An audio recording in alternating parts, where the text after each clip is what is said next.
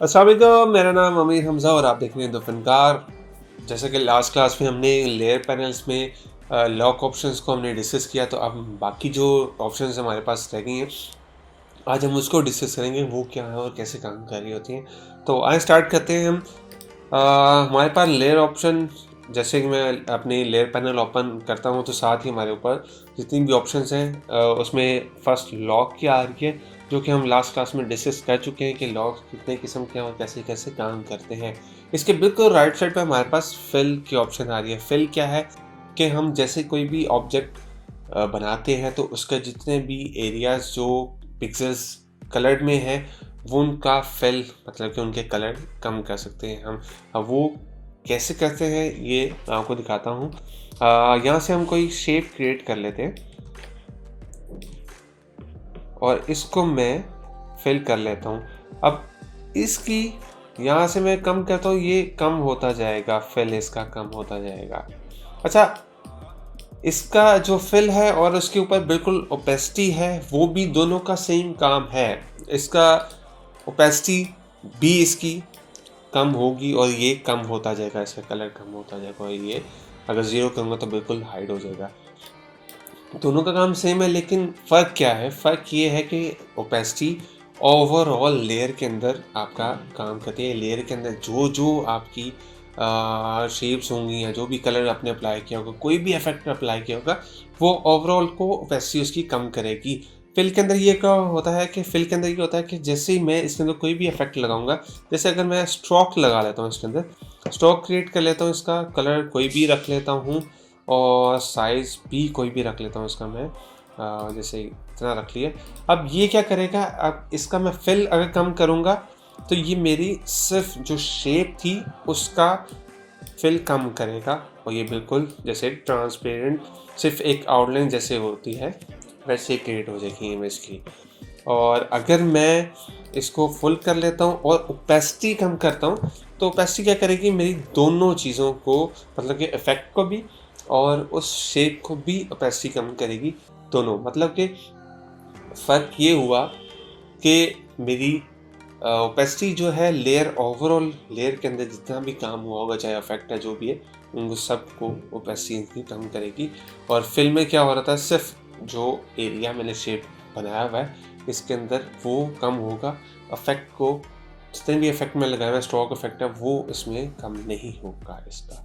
तो सेम यही, इसी तरह अगर आप मज़ीद शेप्स जैसे कि आप क्रिएट करना चाहते हैं, लाइक मैं इससे करता हूँ, यहाँ से शेप क्रिएट कर लेता हूँ, इसको भी मैं स्ट्रोक लगा लेता हूँ, डबल क्लिक करता हूँ, यहाँ से स्ट्रोक में जाकर इसको स्ट्रोक लगा लेता हूँ। सेम यही होगा, इसका फिल कम करूँगा तो इसका फिल अंदर से शेप रिमूव हो जाएगी और मेरे पास आउटलाइन में ये आ जाएगी। उसके बाद हमारे पास ओपेसिटी है, जो कि मैंने आपको बता दिया कि ओपेसिटी ओवरऑल लेयर को इसकी कम ज़्यादा ओपेसिटी हम कर सकते हैं। ओवरऑल जितनी लेयर के अंदर जितनी भी चीज़ें हैं सबको कम ज़्यादा इसकी कर सकते हैं हम।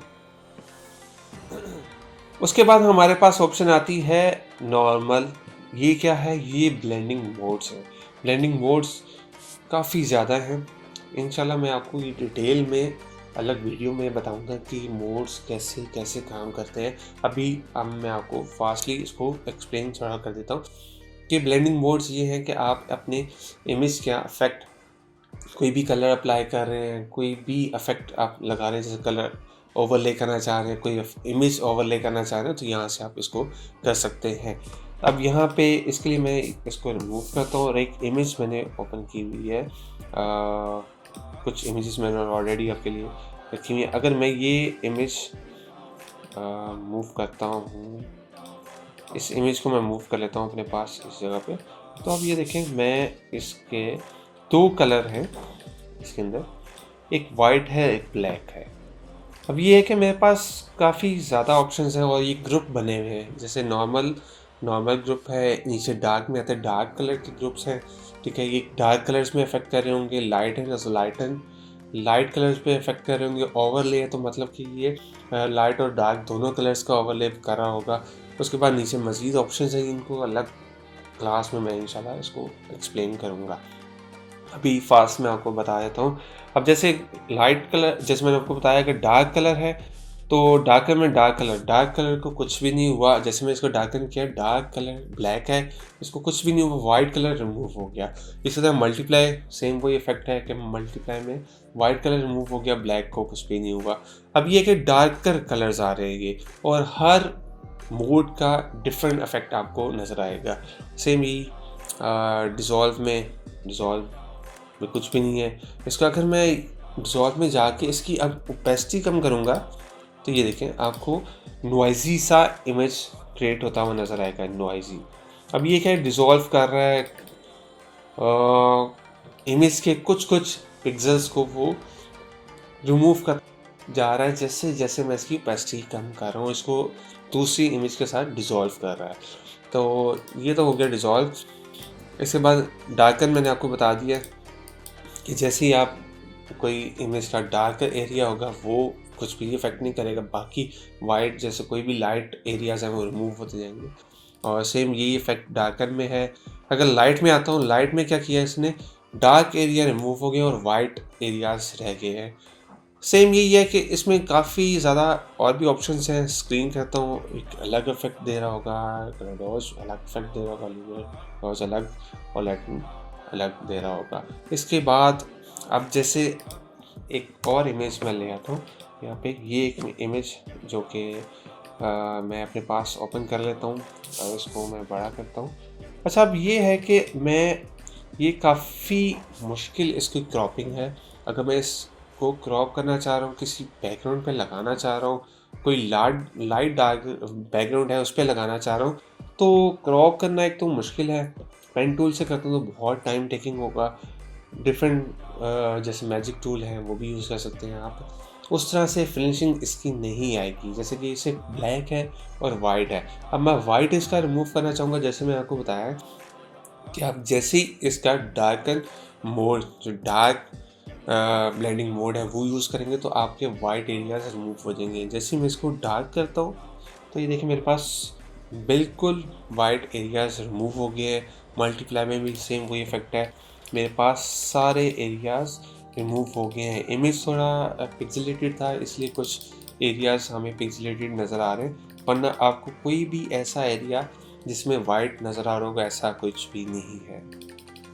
तो इसलिए आप कर सकते हैं आराम से। अब जैसे आप लाइटन में आएंगे तो ये क्या किया इसने, डार्क एरिया जो है इसने रिमूव कर दिया इसमें से। अब मैं इसको लाइटन कर लेता हूँ और इसको जैसे मैं यहाँ से शेप के साथ, मार्की टूल के साथ यहाँ से इसको यहाँ से शेप बना लेता हूँ एक, इसको फिल कर लेता हूँ यहाँ से वाइट। अब ये देखें वाइट मैंने इसको फिल कर लिया, डार्क जो एरिया था उसने हाइड रिमूव कर दिया है। इसके पीछे अगर मैं इसको डुप्लीकेट लेके इसको मूव करता हूँ तो ये देखिए मेरे पास ये बैकग्राउंड में वो इफेक्ट इमेज आ रही है, ये बिल्कुल इसी तरह। तो ये ब्लेंडिंग मोड्स बड़े बहुत चीज़ों के लिए यूज़ हो रहे थे, जैसे कि मार्केट में डबल एक्सपोजर के नाम से फोटोशॉप एक्शन काफ़ी फेमस है, वो भी इसी तरह बनता है। और फोटोशॉप एक्शंस क्या है इंशाल्लाह वो भी मैं आपको बताऊंगा, और वो बनाते कैसे हैं वो भी इंशाल्लाह मैं अगली वीडियोस में वो भी आपको बताऊंगा। तो अभी ये है कि ये चीज़ें इसको मैं रिमूव करता हूँ। तो अब हमारे पास मैं एक इमेज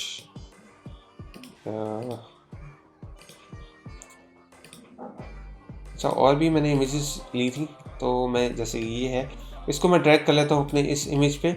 अब ओवरले करता हूँ, जैसे लाइट एंड डार्क में बता दिया, ओवरले एक डिफरेंट इफेक्ट दे रहा है। जैसे ही मैं लाइटन पे आता हूँ या स्क्रीन पे आता हूँ तो ये देखें बड़ा मज़ेदार एक इमेज क्रिएट हो रहा है, जिसमें बिल्कुल भी नहीं लग पा रहा कि ये दो इमेजेस को मर्ज किया हुआ है। ये लग रहा है सेम एक ही इमेज है, जिस पे जैसे कि एक जहाज़ हवा में और पीछे बिल्डिंग नज़र आ गई, तो बड़ा मज़ेदार सा इसका इफेक्ट क्रिएट हुआ है। तो जैसे डबल एक्सपोजर की बात कर रहा था वो भी इसी तरह से क्रिएट होता है, तो इंशाल्लाह वो भी आपको मैं समझाऊंगा, बताऊंगा भी। तो ओवरलेज जो है जितने भी हैं ये सारे डिफरेंट इफेक्ट्स दे रहे होते हैं। ये ओवरलेज में होता कि लाइट और डार्क दोनों कलर्स को वो एडजस्ट कर रहा होता है इमेजेस के अंदर। तो इसके अंदर बाकी कुछ और भी ऑप्शंस हैं, इंशाल्लाह वो भी डिस्कस करूँगा, वो भी बताऊँगा। अब सिर्फ इसमें ये नहीं है कि आप सिर्फ इमेजेस के साथ इसके प्ले कर सकते हैं, आप इसके अंदर कलर ओवरले करना चाह रहे हैं। जैसे कि ये मेरे पास इमेज ये है, इसके ऊपर मैं कलर लगाना चाह रहा हूँ, मैं कोई कलर फिल कर लेता हूँ, रेड कर लेता हूँ। जैसे रेड कर लिया मैंने। अब इसको मैं मल्टीप्लाई करता हूँ, एक अलग इफेक्ट है, डार्कन करता हूँ तो ऑलमोस्ट सेम ही इफेक्ट है। जैसे कलर बंद किया तो वो कुछ एरियाज उसने निकाल दिए हैं। लाइटर में जाता हूँ, एक अलग इफेक्ट है, ठीक है। ओवरलेज में आता हूँ, एक अलग इफेक्ट है। तो मतलब कि हर मोड का एक अलग इफेक्ट है। तो यहाँ पे अगर मैं कलर पे आता हूँ, सैचुरेशंस पे आता हूँ, ह्यू पे आता हूँ, ये सब लेयर्स का, सब मोड्स का एक अपना इफेक्ट है। तो इंशाल्लाह ये मैं डिटेल में एक वीडियो भी बनाऊंगा कि ये कैसे कैसे कैसे किस चीज़ों के लिए काम होता है। तो इंशाल्लाह मैं बताऊंगा इसको अलग वीडियो में। तो अभी हम नेक्स्ट आगे चलते हैं। तो मैं वापस आता हूँ, तो मेरे पास अब ऑप्शन आ जाती है ऊपर काइंड, जिसमें नेम, इफेक्ट, मोड और डिफरेंट चीज़ें हैं। ये क्या है? ये सर्च है। आप लेयर्स के अंदर, जैसे मैंने इमेज की कॉपी ले ली है, इसके बाद मेरे पास जैसे फर्स्ट आ रही है, ये है फ़िल्टर फॉर पिक्सल लेयर्स, मतलब कि पिक्सल लेयर्स हैं उनको फ़िल्टर करेगा। उसके बाद ये जो हमारे पास आ रहे हैं, ये एडजस्टमेंट्स लेयर्स को फ़िल्टर करेगा, ये टेक्स्ट को फ़िल्टर करेगा, ये हमारे पास शेप्स जितनी भी क्रिएट हो रही होंगी उसको फ़िल्टर करेगा, और ये आगे हमारे pass filter for smart objects को भी फ़िल्टर करेगा। मतलब कि अब मैं अगर यहाँ पे टेक्स्ट लिख लेता हूँ और इसको टेक्स्ट लिख लेता हूँ, यहाँ पे कोई भी जैसे डमी टेक्स्ट में ऐड कर लेता हूँ, इसकी साइज़ में छोटा कर लेता हूँ।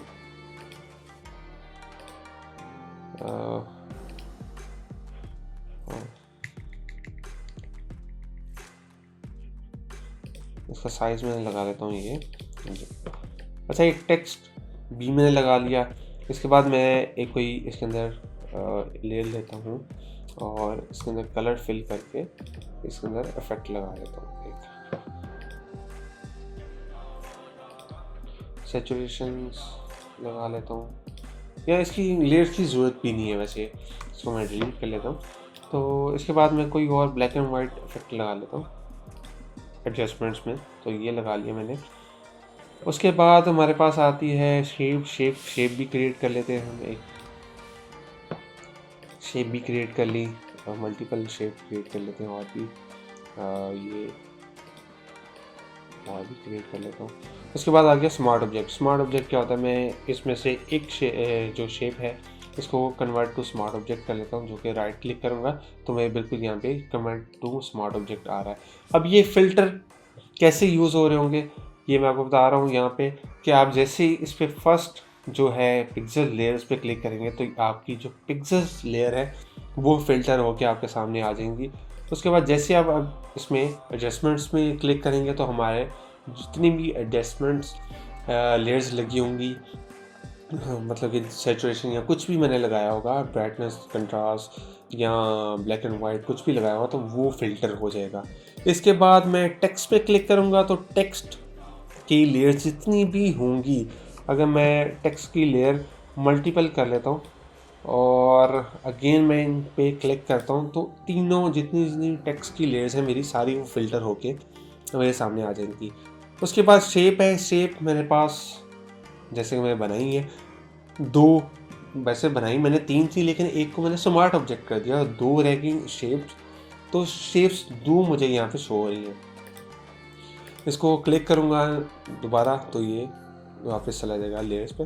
तो जैसे ही अगले में जो स्मार्ट ऑब्जेक्ट पे क्लिक करता हूँ, एक शेप जिसको मैंने स्मार्ट ऑब्जेक्ट बना लिया था उसने उसको फिल्टर कर दिया कि आपने इन लेयर्स को स्मार्ट ऑब्जेक्ट बनाया हुआ है।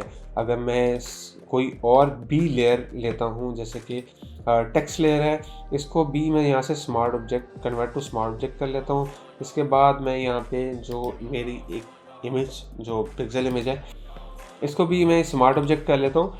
अब मेरे पास मल्टीपल जो लेयर्स हैं उनको स्मार्ट ऑब्जेक्ट कर लिया। जैसे मैं इस पर क्लिक करूँगा फ़िल्टर, तो मेरी चाहे वो शेप है, चाहे वो टेक्स्ट है, चाहे वो इमेज है, जितनी भी मैंने स्मार्ट ऑब्जेक्ट किए होंगे वो सब मुझे फ़िल्टर होके यहाँ पे नज़र आ जाएंगी। तो ये चीज़ें उम्मीद है कि आपको सब समझ आ गई होंगी कि लेयर पैनल के अंदर क्या क्या ऑप्शंस हैं, किसको किसको कैसे यूज़ करते हैं। तो बाकी कुछ रह गई ऑप्शंस, जैसे कि जो मैंने आपको कहा था कि ब्लेंडिंग मोड जो हैं, कलर जो लेयर्स स्टाइल्स हैं और लेयर जो एडजस्टमेंट्स हैं, उनको मैं इंशाल्लाह डिटेल में आपको समझाऊंगा अलग क्लासेस में कि वो आपको कैसे कैसे और कहाँ यूज़ करनी है। तो इंशाल्लाह वो एक अलग मैं बताऊंगा। अभी तो मैंने जितनी भी क्लियर किए हैं आपको सब फास्ट में आपको चीज़ें बता दी हैं, ताकि आपको ये लेयर पैनल मैं ख़त्म करूं, आपको समझाऊं। उसके बाद मैं फर्दर टूल्स पे आपको बताऊं कि टूल्स कौन कौन से और कैसे यूज़ हो रहे होते हैं। तो उम्मीद है ये अभी आपको जितनी भी मैंने चीज़ें बताई हैं आपको समझ आ गई होंगी। अगर अभी कोई क्वेश्चन आपका है तो आप प्लीज़ हमें कमेंट करें और इंशाल्लाह हम उसका आपको रिस्पॉन्स ज़रूर करेंगे। तो आज के लिए इतना ही। Thank you so much. मिलते हैं नेक्स्ट में।